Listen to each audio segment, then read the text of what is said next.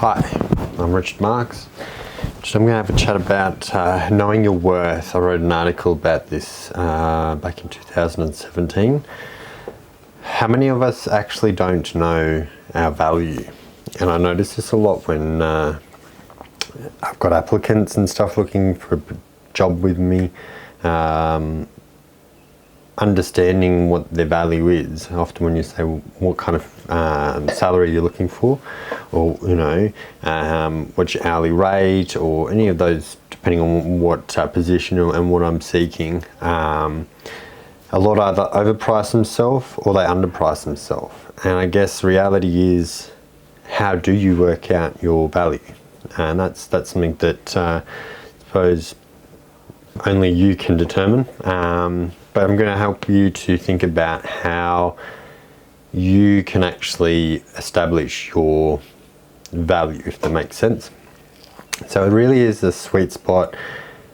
I get guys that overprice themselves, and the problem becomes is they set the bar so high, and what I expect from them for that figure, they either don't meet that, and so therefore then they may not make past probation, or it can create more friction because I guess their idea of the value versus my idea of the value. I also see people who take the opposite approach and they underprice themselves, and this then creates a negative aspect the opposite way, I suppose, where you now have a staff member who feels undervalued. Because again, they're either starting their job and they talk with others and they start to feel like what they're getting paid isn't equating value to them.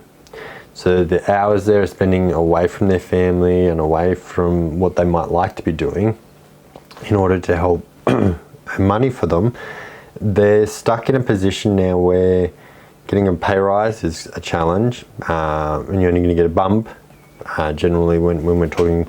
I'm not talking about small business where there's a lot more flexibility. I am talking about multi-tiered corporate where you might want a pay rise. I might be your manager. There's 6-7 managers above that. There's a finance group. Everyone needs to sign off on it in order for you to get a pay rise. Now, again, you've got to remember, as you go up that chain, you're going to become a number. Your personal circumstances and situation doesn't really matter to them.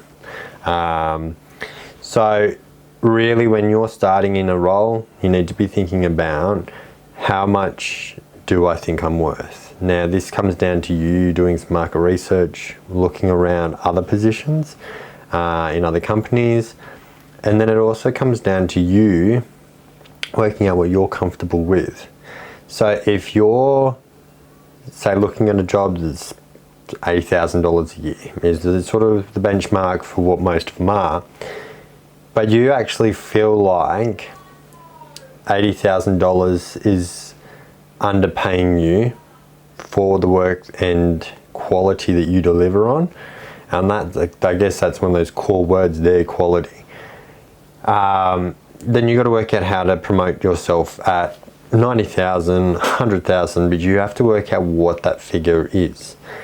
And nobody really can turn around and say that figure is wrong, because again, it's the age-old saying of someone's willing to pay for it, there's nothing wrong with that. So it also comes down to you being reasonable as well, and you also having the solid belief and understanding, and I guess the of why you're worth that much, and sticking to it. So once you get it, more often than not, people start to get shaken once they go into the interview and they kind of go, when it gets to salary or financial discussion, and they go, I was looking for about 100,000 a year, and then the person goes, oh, well, that's a lot of money. They let these negative elements shake them. But if they go, well, that's a lot of money for that, for this role or whatever, that's when you can go, yeah, but if you look at what I can bring to this, and then you add your value. So then you actually go, I'm not just coming in to do X, Y, Z. I am also bringing these elements of experience, this knowledge from that industry. I can create that value, and it's making it in business terms so that upstream will always understand where that value sits. And when you have done that yourself and you've met that point, you will actually find you are more confident in your value. So even once you start your job, you will reduce the chance of you feeling undervalued, or that you overpriced yourself if you have actually committed to why you think that you're worth that much money. Now, obviously, we all can't kind of go, well, I am worth $1 million. There obviously is reality within all of that. If you think you can pitch yourself and you can actually spin it at $1 million a year, by all means, again, commit to it and stick to it. But I think you're going to probably find that might be a little bit of a challenge. So there is a little bit where you might have to dial it back a little bit, but if you work it out and you commit to it and don't let all these external things shake you to why you're worth that. Now, don't let others above you even shake your value, because that can change your perspective as well. Why should you get paid more than me as your manager? And that's that whole thing where if you actually know your value and you actually know what is required from you, comparing yourselves with others is never the right way to go about it, because I don't know how you negotiated your position. I don't know how your manager's manager negotiated their position, or how they've created their value or worth. I don't know what their value or worth is. So that's where you just need to commit to what you're going to do.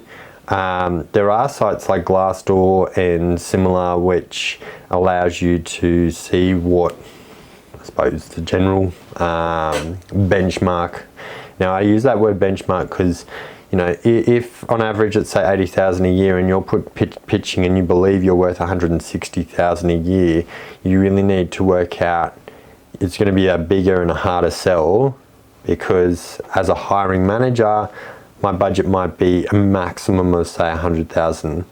The chance of me getting my management to come up the ranks to fork out for you, I need a good business case.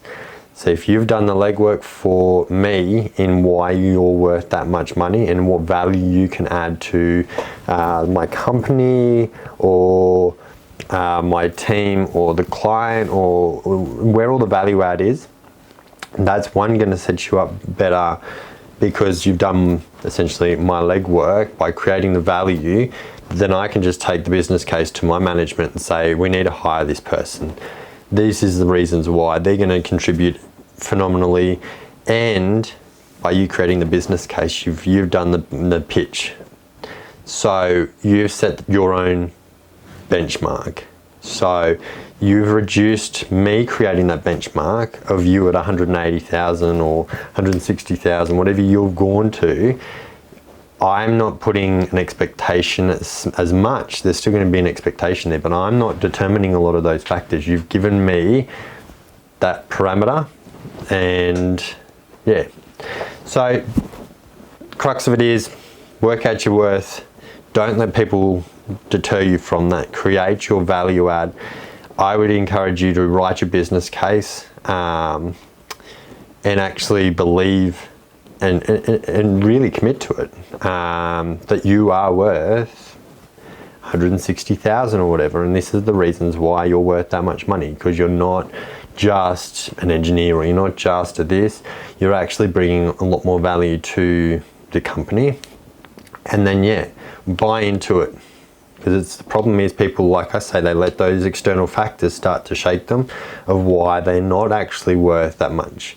Now, if the company can't afford you, they can't afford you, and accept that as a move on. Don't go, okay, I'll take a pay cut and I'll reduce my value, because then you're losing. If you've enjoyed this, I'd love to start some conversation. Hit the comments, and I'll see you on the next one.